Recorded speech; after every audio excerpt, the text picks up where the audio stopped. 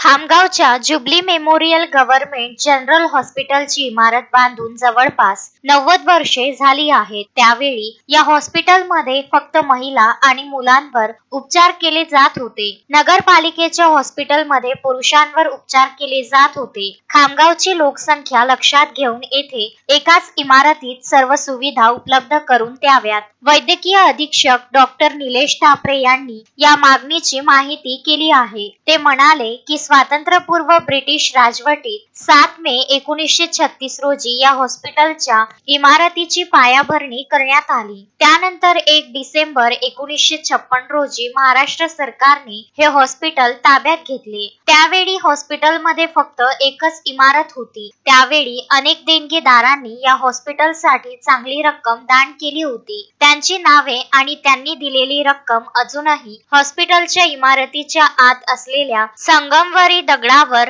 लिहिलेली आहे। सुरुवातीला या हॉस्पिटलमध्ये 20 बेडची व्यवस्था करण्यात आली होती। नंतर या हॉस्पिटलमध्ये 56 बेडची व्यवस्था झाली। सन 1970 साली 101 बेडची व्यवस्था करण्यात आली होती आणि आज या हॉस्पिटलमध्ये 300 बेड मंजूर झाले आहेत। गरजेनुसार सरकारने वेळोवेळी रुग्णालयाच्या आवारात विविध इमारती बांधल्या। कॅज्युअल्टी ओपीडी इमारत, महिलांच्या सादरीकरणासाठी इमारत, नवजात शिशु काळजी केंद्र इमारत, डायलिसिस केंद्र इमारत बांधण्यात आली। या सर्व इमारती रुग्णालयाच्या आवारात वेगवेगळ्या ठिकाणी बांधण्यात आल्या। 2019 ते 20 मध्ये कोविडच्या काळात या रुग्णालयात रुग्णांसाठी ऑक्सिजन सिलेंडरची मोठी कमतरता होती। तेव्हाचे देणगीदार उद्योगपती बिपिन गांधी यांनी सुमारे 25 लाख रुपये खर्चाचा ऑक्सिजन गॅस प्लांट दान केला, जो अजूनही रुग्णालयातील रुग्णांसाठी फायदेशीर ठरत आहे।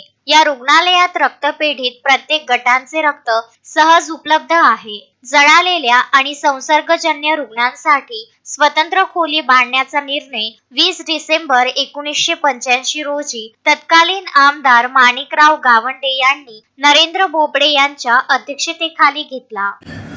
सामान्य रुग्णालय खामगाव याची स्थापना म्हणजे ब्रिटिश गव्हर्नमेंटने या नवीन मेन बिल्डिंगमध्ये 7 मे 1936 साली याची कानोशिला झाली होती आणि जुबली मेमोरियल हॉस्पिटल म्हणून याचं नाव होतं। त्यानंतर 1 डिसेंबर 56ला महाराष्ट्र शासनाने हा दवाखाना आपल्या ताब्यात घेतला। पहिली जेव्हा दवाखाना सुरू झाला तेव्हा 20 खाटांचा होता, नंतर मग तो 56 खाटांचा झाला, मग 1970 साली 101 खाटांचा झाला, मग त्यानंतर मग आता रिसेंटली मागच्या वर्षी आपल्या दवाखान्याचं 300 खाटांचा मंजुरातीचा GR आलेला आहे।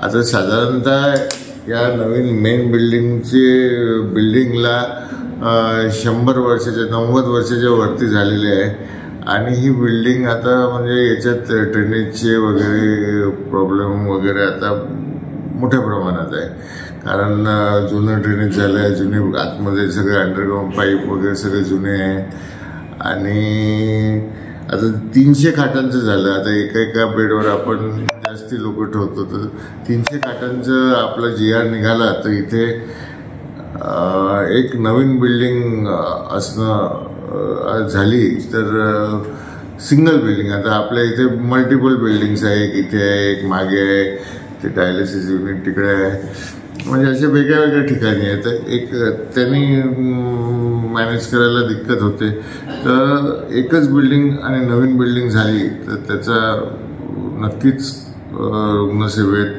हाऊसकीपिंगमध्ये, साफसफाईमध्ये आणि प्रत्येक गोष्टीत त्याचा फायदा होईल। मोहम्मद फारूक, विदर्भ न्यूज, खामगाव। श्रद्धा फैमिली शॉपिंग में जाएंगे हम सभी, साड़ियों की नई डिजाइन देखो यहीं से लाएंगे। श्रद्धा फैमिली शॉपिंग में जाएंगे हम सभी, लेडीज जेंट्स बच्चों की हर फैशन लाएंगे सभी। फैशन के सफर में आप भी आगे ही आगे बढ़ते चलिए, क्योंकि बिजीलैंड का सबसे बड़ा आलीशान भव्य showroom Shraddha family shopping and mall, Busyland complex, Nandgaon Peth, Amravati.